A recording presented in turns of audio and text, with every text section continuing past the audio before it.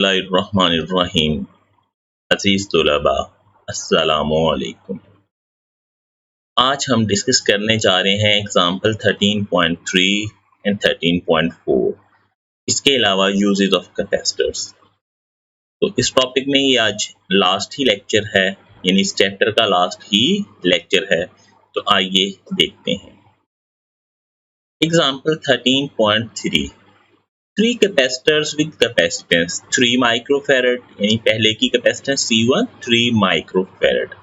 जैसा कि आप जानते हैं माइक्रो 10 रेज पावर -6, तो ये हो गया 3 into 10 raise power -6 farad. Second 4 microfarad, यानी 4 into 10 raise power -6। Third 5 microfarad, मतलब 5 इंटू 10 raise power -6 are arranged in the parallel with 6 volt battery. Part A है टोटल कैपेसिटेंस मालूम कीजिए। जब हम पैरेलल में कनेक्ट करेंगे तो टोटल कैपेसिटेंस का फॉर्मूला क्या होगा? C equivalence is equals to C1 plus C2 plus C3। Values हमने पुट की और सिंपल 3, 4 एंड 5 को सम किया तो 12 माइक्रोफैरड या फिर 12 इंटू 10 रेज पर -6 फैरड। इसी का B part voltage across each capacitor. ये जो कैपेसिटर्स के क्वेश्चन आएंगे इन्हें आपने थोड़ा ध्यान से खुद ही देखना है। हर सवाल में यही लिखा होगा कि वोल्टेज अक्रॉस ईच कैपेसिटर या charge on each capacitor. Topics में हम लोग पढ़ चुके हैं कि कब सेम होगा कब डिफरेंट होगा। आपने खुद से देखना है कि हर एक के गिर्द वोल्टेज अलग है या सेम है। तो अब पैरेलल में आपको याद होगा कि हर एक के गिर्द वोल्टेज सेम थे और बैटरी वोल्टेज के बराबर थे। तो इसे सॉल्व करने की जरूरत नहीं, जस्ट आप लिख दें कि in parallel combination voltage across each capacitor is same, that is 6 volt. Parallel combination में हर कैपेसिटर के गिर्द वोल्टेज सेम होंगे और वो बैटरी वोल्टेज के बराबर।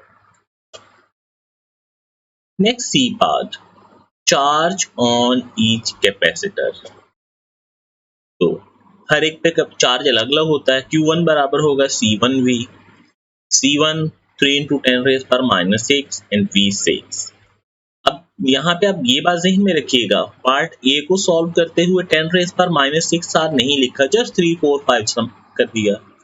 यहाँ पे पूरा 3 इंटू 10 रेज पर -6 लिख रहे हैं। तो कब और कैसे आपने करना है?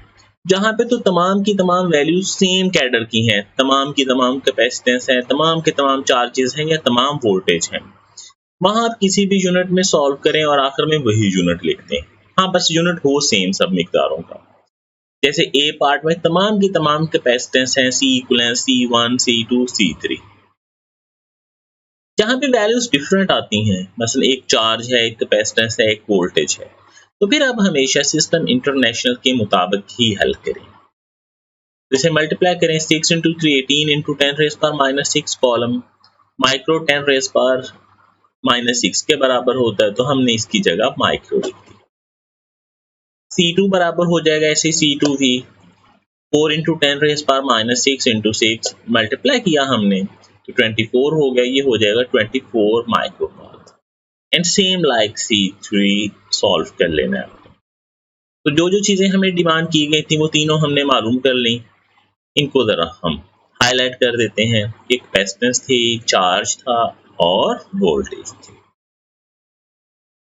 अब आते हैं हम एग्जांपल 13.4 की तरफ। 3 कैपेसिटर विद कैपेसिटेंस 3 माइक्रोफैरड, वही 3 इंटू 10 रेज पर -6, 4 माइक्रोफैरड यानी कि 4 इंटू 10 रेज पर -6, 5 माइक्रोफैरड यानी कि 5 इंटू 10 रेज पर -6। Arrange in series, find total capacitance 1 over C equivalence is equals to 1 over C1 plus 1 over C2 plus 1 over C3। Values put की हमने 1 over 3 plus 1 over 4 plus 1 over 5। Calculator पे आप इसे हल कर लीजिएगा 47 over 60। ये 47 over 60 है 1 over C equivalence।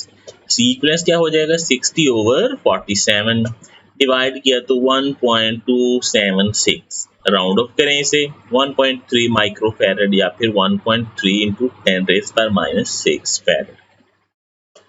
Part B charge across each.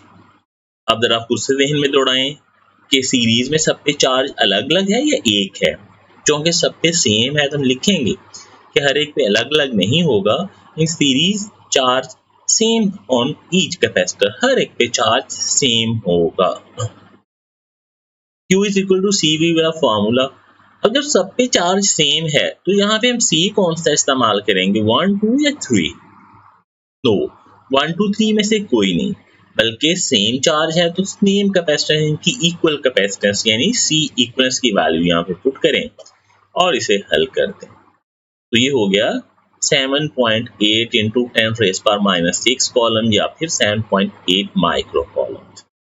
Part third, voltage across each capacitor. तो V1 is equal to Q over C1। Q अभी हमने मालूम किया है, C1 3 इंटू 10⁻⁻6, 10⁻⁻6 10⁻⁻6 से कैंसिल हो गया, 7.8 को 3 पे डिवाइड करें तो 2.6 वोल्टेज। सेम लाइक V2 हल कर लेंगे 1.95 एंड V3 भी आप ऐसे ही हल कर लेंगे। तो जो जो चीजें थी तीनों की तीनों हमें मालूम हो गई, इन्हें हम जरा हाईलाइट कर देते हैं। अच्छा, एग्जांपल्स हल करते हुए मैं दरमियान में लाइन लगा के साइड पे हल करने की कोशिश करता हूँ। क्यों? मेरा पर्पस समझाना होता है, हल करके किसी को दिखाना नहीं होता।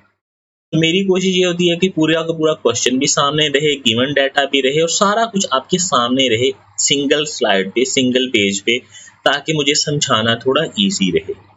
आपके पास ऐसा कोई टास्क नहीं है कि आपने समझाना है, आप दरमियान में लाइनें लगा के छोटा मोटा इधर उधर फंसा के ना लिखा करें, आप नीचे की तरफ खुला खुला लिखते जाया करें, हेडिंग से नीचे की तरफ खुला खुला करके साफ सुथरा करके लिखते जाए।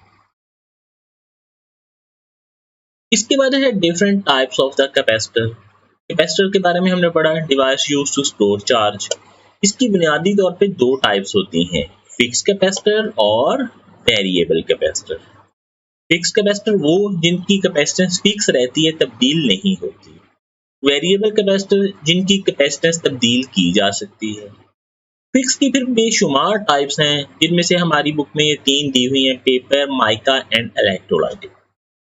पेपर कैपेसिटर क्या होता है? देखिए, हमने पढ़ा कि दो पैरेलल शीट्स हैं।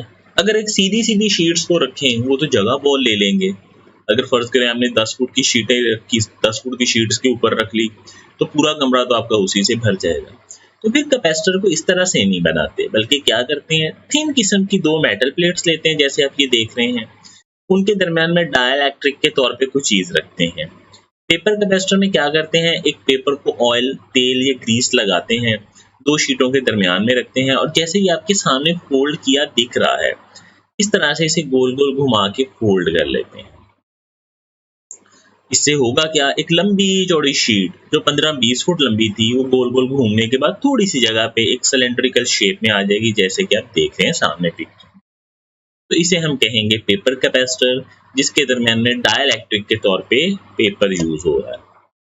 माइका माइका एक फ्रेजाइल किस्म की धात है जो टूट जाती है, इंसुलेटिंग मटेरियल है।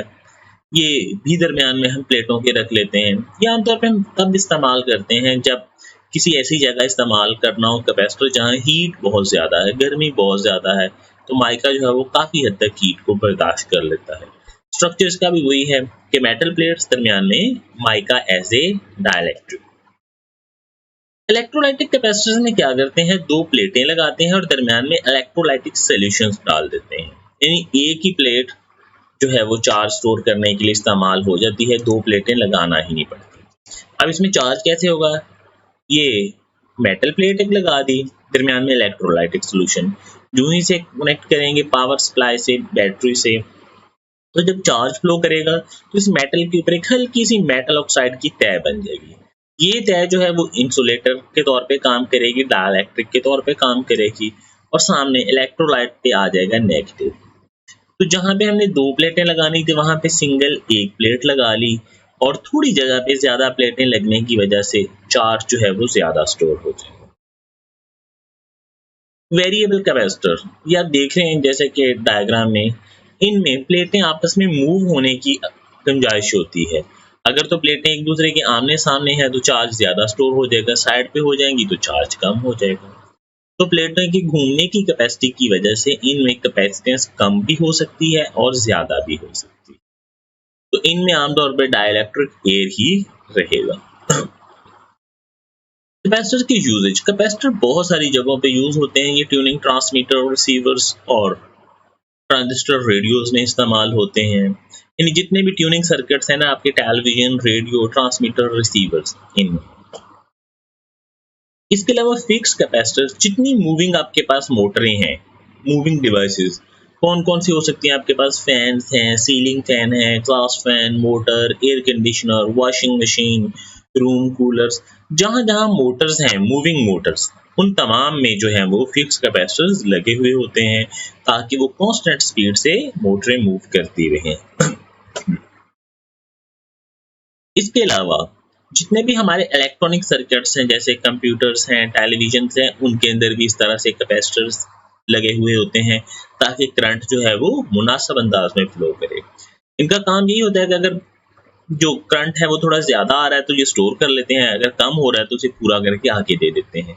तो जो नाजुक किस्म के इलेक्ट्रॉनिक डिवाइसेस हैं, उनको ये करंट पूरा करके देते रहते हैं ताकि थोड़ा सा भी करंट अप डाउन ना हो, क्योंकि बहुत ही सेंसिटिव किस्म के उसके आलात में छोटे छोटे से पार्ट, छोटे छोटे पुर्जे लगे होते हैं।